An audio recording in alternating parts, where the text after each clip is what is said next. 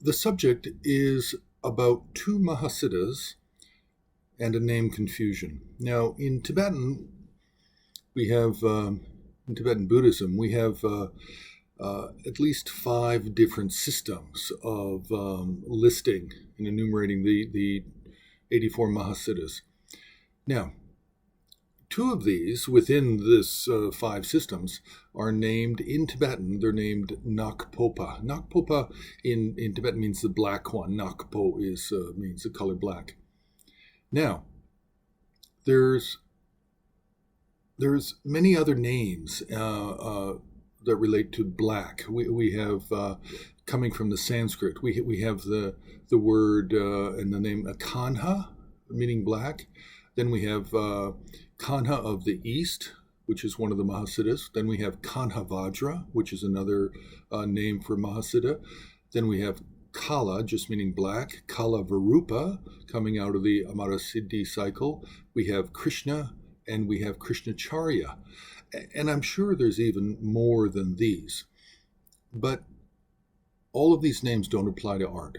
In art, we only have two names. We have Nakpopa, and in the longer form, Nakpo Sharchokpa, or Nakpopa Sharchok. And this means the black one of the East.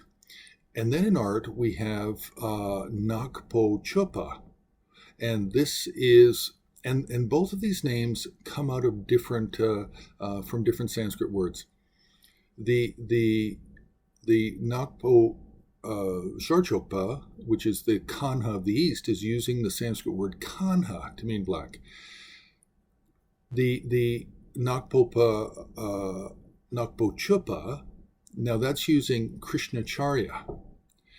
Now this is very different.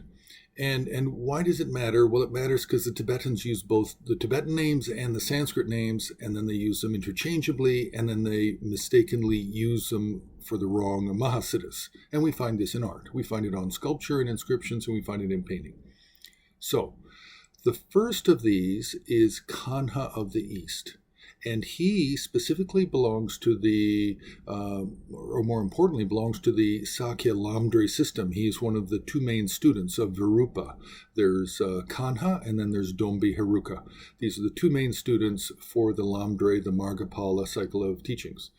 Now, the other one, which is actually more famous, the Krishnacharya, he's one of the three famous Indian Mahasiddha teachers responsible for the majority of the Chakrasamava cycle of teachings and tantras that we see in Himalayan and Tibetan art. So Krishnacharya is actually known by, in Tibetan, there's this phrase, aphorism, Lunak Drill Sum, and it means the three important Chakrasamava teachers, Luipa, Krishnacharya, Gantapa.